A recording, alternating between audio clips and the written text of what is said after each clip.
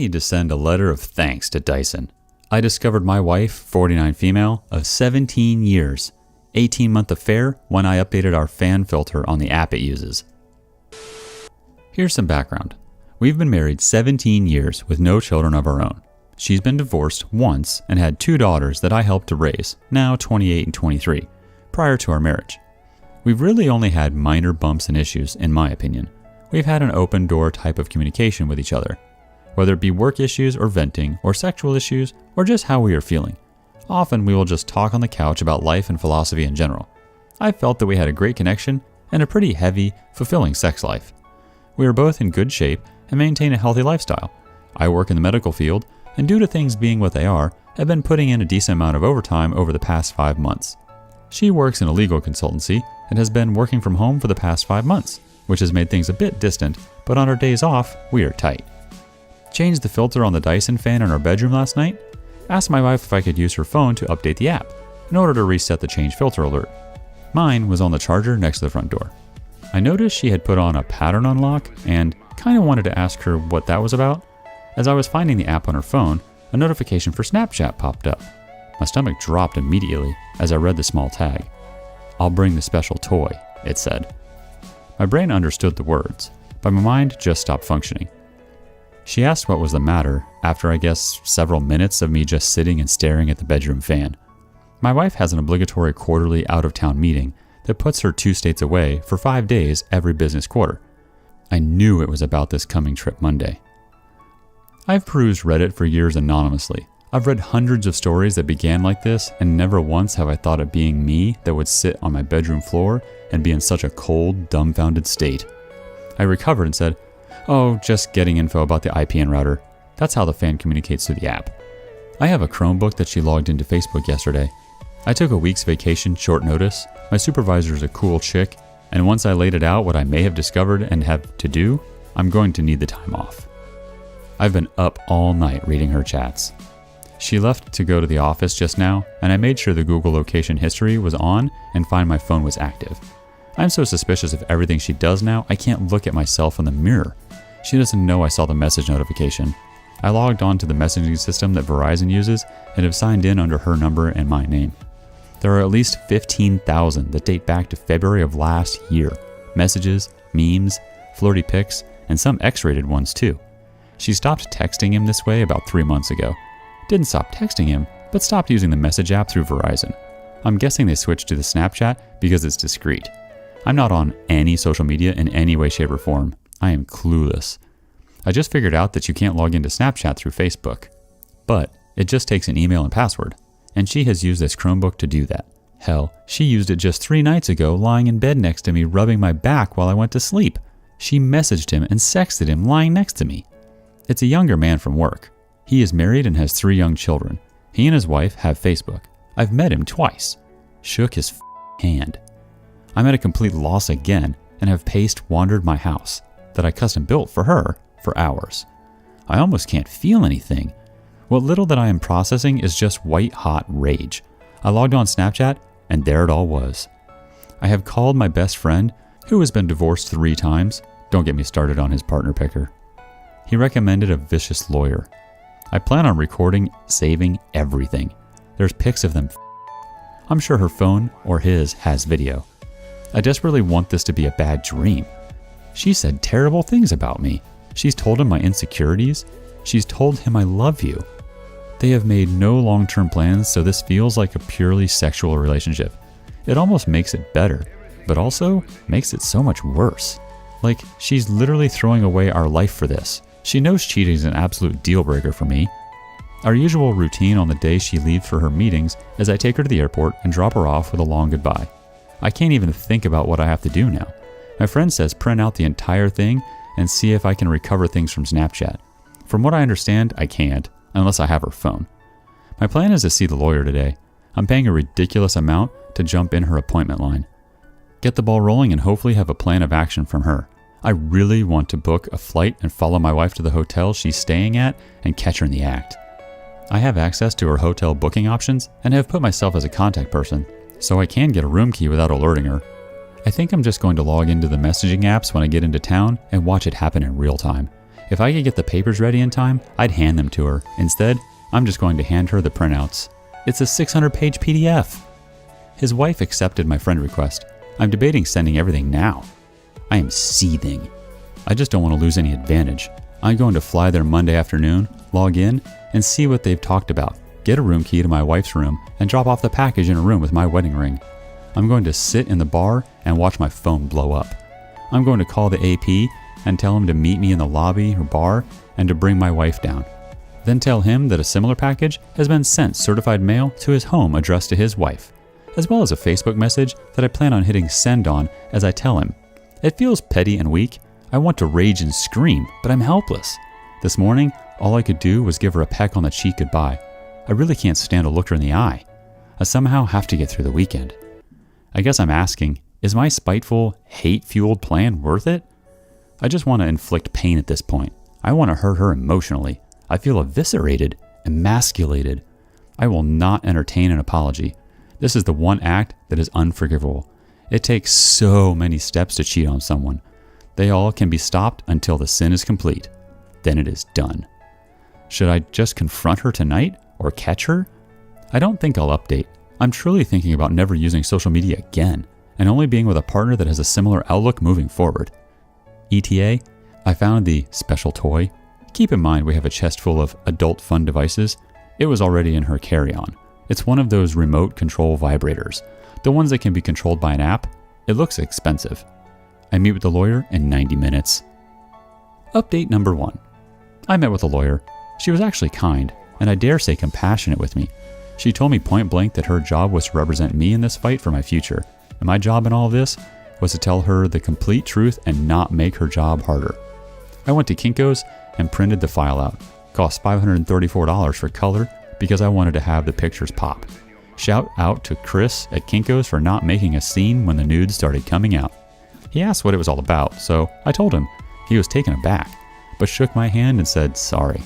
I went home and crashed for about 3 hours, and soon-to-be ex-wife came home around 19:30, usual time. Lawyer said to forget any Hollywood confrontation in a hotel bar, that it would look pretty crazy and not becoming at all. So I'm sorry to all of those people that wanted the high drama. She's right, ultimately. There's 2 routes to take with divorce, contested or not contested. She said I would have to notify my soon-to-be ex-wife that I have retained counsel, and in order to proceed, my soon-to-be ex-wife would have to either contest the divorce or we would go through mediation and file from there. So, she got home about 2 hours ago.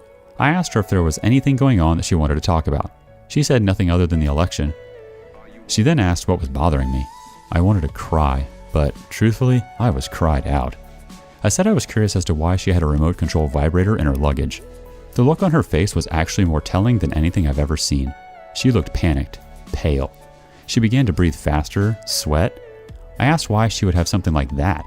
Who had the code and the app to it? She stammered and the tears began. As I pulled out my 3 file folders worth of text exchanges, I asked if the AP's wife would have it. She cried and pleaded that she could explain. I said she had 5 minutes to do it. Of course she couldn't. I told her that my attorney told me to tell her. I also told her to leave. She screamed it was her house too. I calmly told her that may be, but I would be notifying everyone about her affair and betrayal. That even the girls will know. Or she can leave now and find living arrangements for the time being. Hell, she'll be at her work conference for a week. She was speechless. I calmly pulled up Facebook and showed her the AP's wife. I said, "Do you want me to tell her, or are you going to do it right now?" Tears and moaning and pleading with, "I love you," and "It wasn't supposed to go this far." Then my favorite, "You can't do this." I said, "Well, it looks like I'm doing it," as I sent the AP's wife a message with the file of their escapades on it. I prefaced it with apologies and a brief explanation. I haven't heard back from her.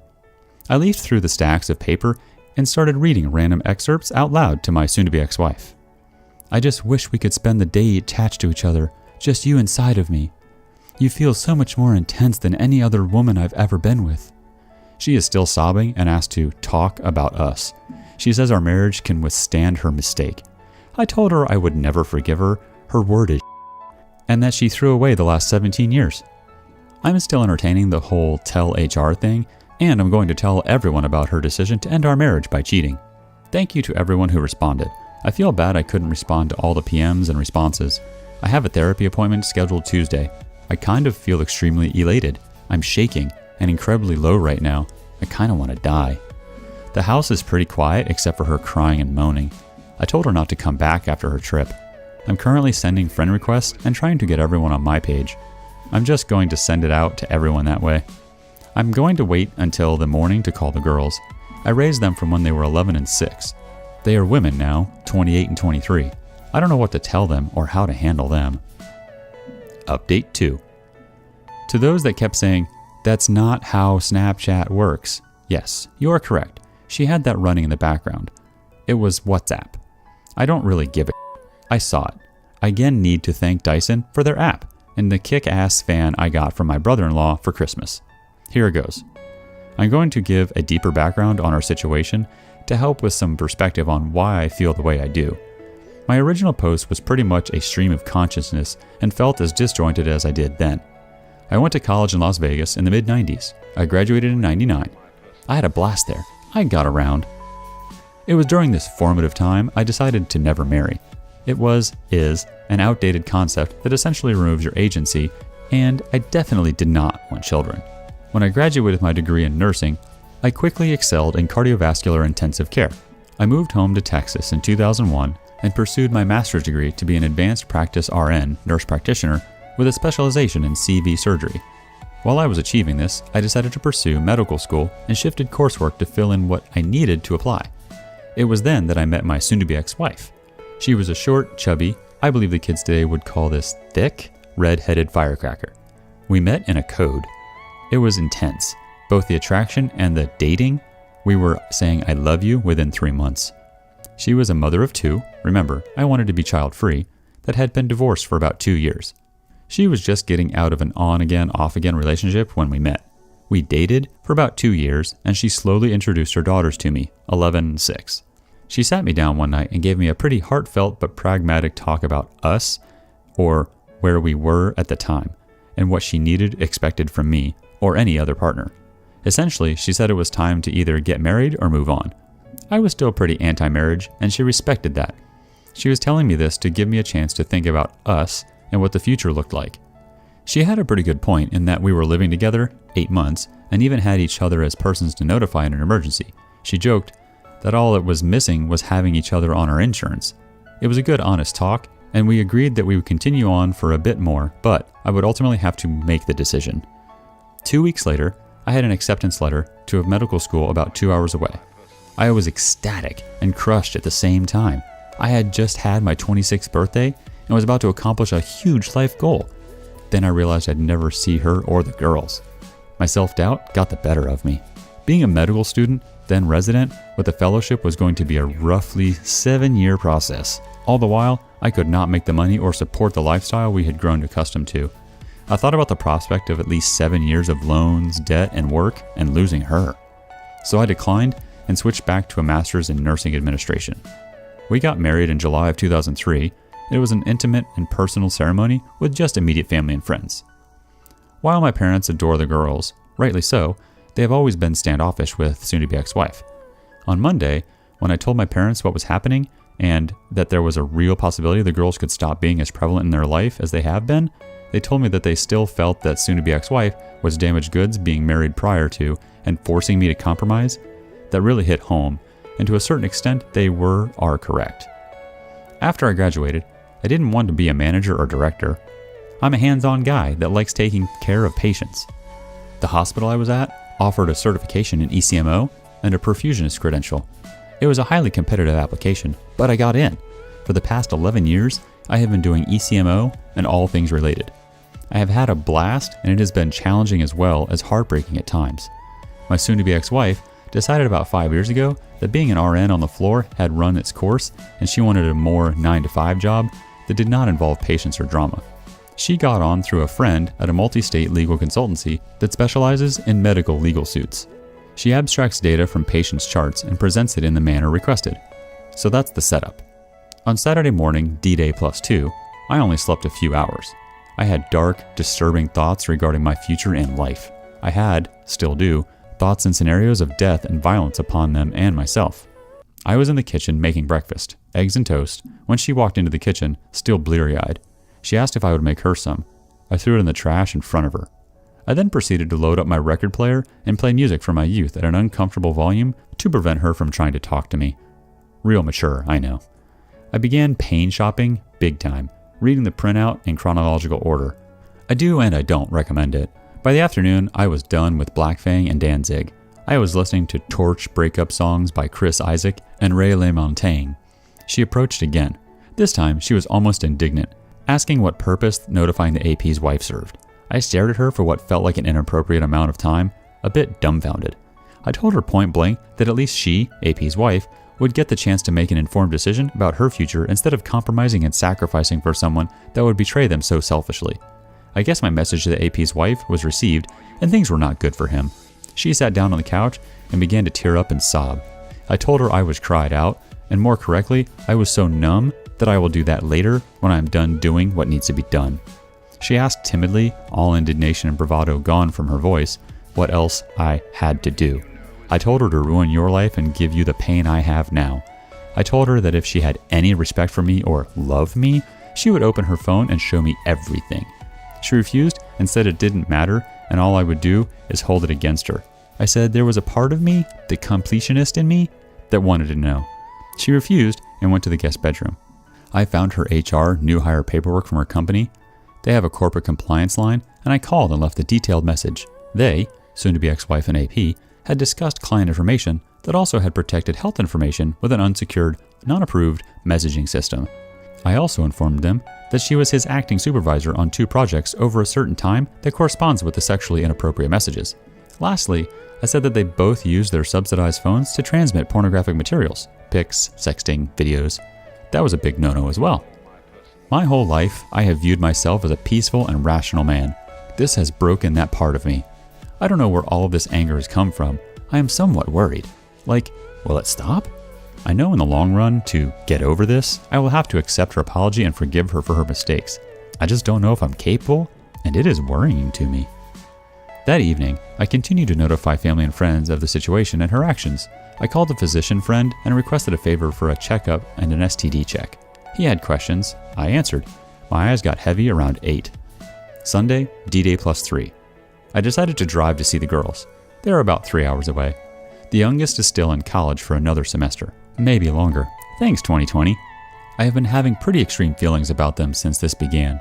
I have formed a respectful, friendly relationship with them, but not much of a fatherly one.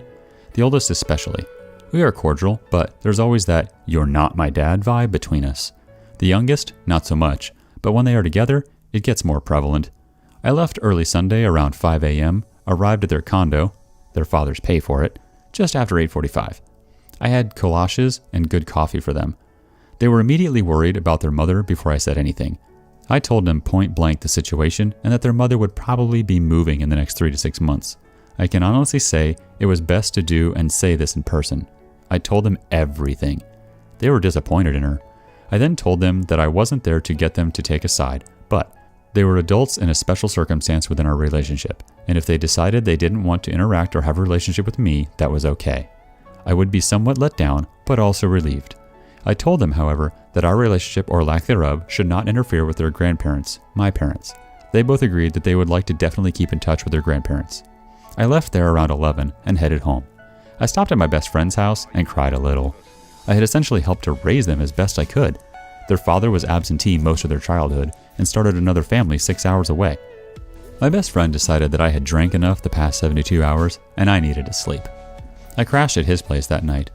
I had noticed soon-to-be ex-wife had been blowing my phone up after I left the girl's place. Oh well, I was too tired and in too dark a place to care. Monday, D-Day +4. I arrived home around 8 and noticed her Porsche was still there. I thought for a moment that she'd Ubered or Wazed to the airport. No, she had not. She was up and had breakfast made. She asked me to sit down and eat with her. I did. She asked how it tasted. I told her like static. I told her I've had a hard time tasting and feeling anything other than bitterness and anger for the past 5 days. She had called in sick at work and did not leave for her quarterly meeting. She tried to start talking about how worried she was for me and that she loved me so much. She had gotten a call from her oldest yesterday around noon, and they were deeply disturbed by her behavior. I laughed. As I did it, I realized it was not a funny laugh. It had a manic kind of feel to it and took me aback. I said, "Oh, you love me so much. You have a 1.5-year affair behind my back? You love me so much you some other married man? You love me so much you pissed away nearly half of my life because... She had never given me a reason as to why she did it. I told her that, and it made it so much worse. I went to the liquor service and pulled out the bottle.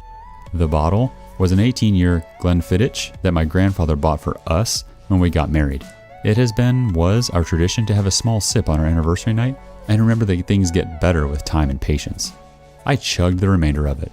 It was about 1/3 of the bottle that was left. I said, sorry I didn't offer her any because she did not deserve any. I went to the bedroom and began pulling all of the pictures off of the wall that had us or her in them. I placed them on the kitchen table. She had left. My attorney, or rather her paralegal, called to notify me the petition for divorce was ready, and I needed to sign off on it before it could be filed and soon-to-be ex-wife would be served within 10 business days. I read it quickly, while very buzzed on premium scotch. E-signed and pressed send. I also got a message from the AP's wife. She reluctantly thanked me for this horrible but good revelation. She declined to speak with me, but wanted to message me to tell me. She found texts and videos with other women besides my soon-to-be ex-wife. She kicked him out and was going to an attorney soon. They live in California. He's I proceeded to listen to music and have a few more drinks. I fell asleep around 4 in the afternoon. I heard her come home around 10. She saw the pile of pictures and things that had at one time meant something to us. She began sobbing and asking me to talk to her. I only asked one question. Why? She kept saying she didn't know. I called her vile things and said that she made so many decisions to get to just the first text. It was she that started it. I was pretty loose with my tongue due to being drunk. I laughed at her and started taking off my clothes and said, you threw away this, pointing to my body. I'm going to get for it, but I'm 6'4" and weigh 200 pounds. Up until last week, I still jogged and lifted weights 4 times a week for some pot-bellied needle-dick guy that wasn't going to do anything for her. I went to my room and had a shower. When I got out, she was in the bed naked. She had lit some candles and begged me to f*** her. I turned on my camera and told her to repeat what she said.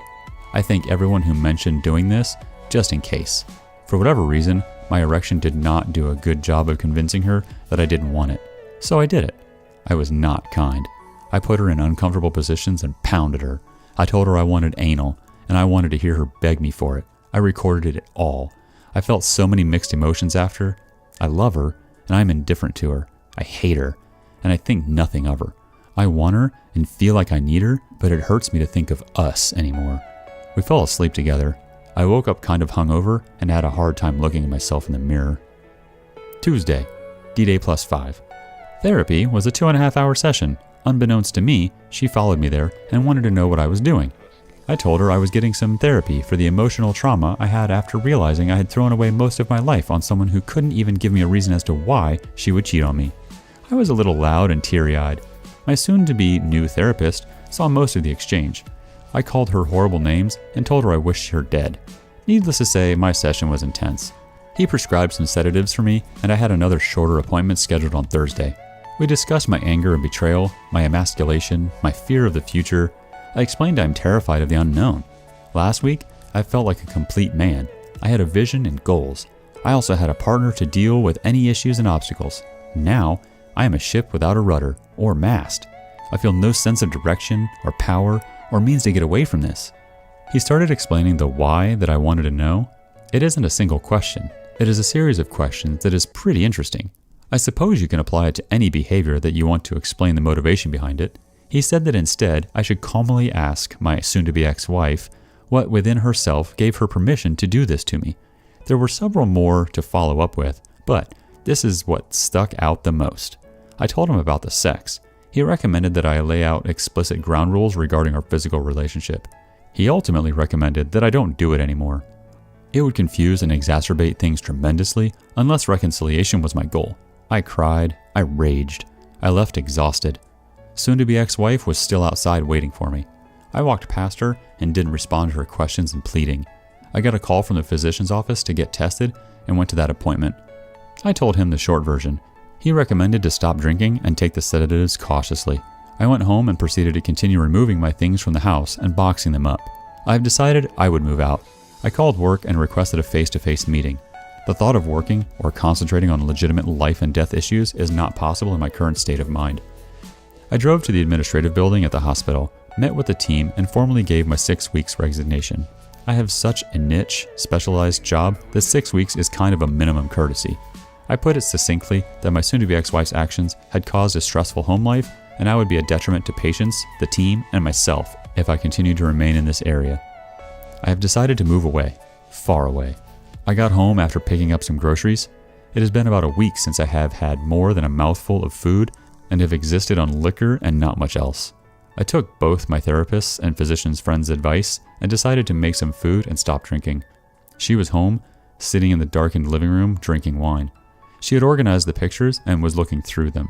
She had put on makeup and was wearing a date night dress. She had been crying a lot. Her makeup was in bad shape. She got up and tried to embrace me.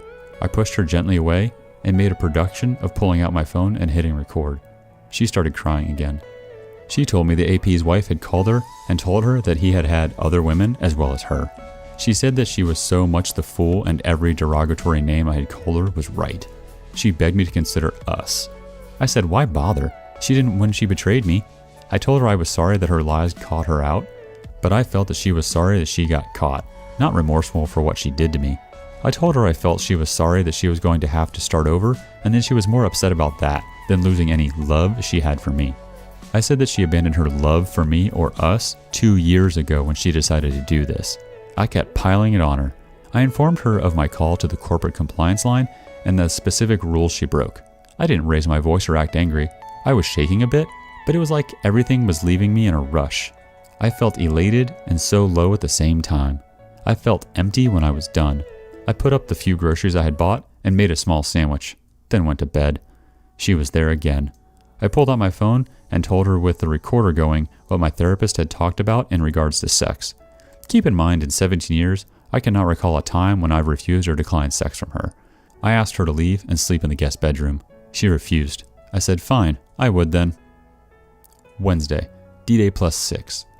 I woke up and she was curled up next to me. I removed myself and did some light exercises. I have been working on my resume and getting applications out. I might be working in Seattle by the end of the year. I love my parents and will miss being 20 minutes away from them, especially as they are becoming elderly.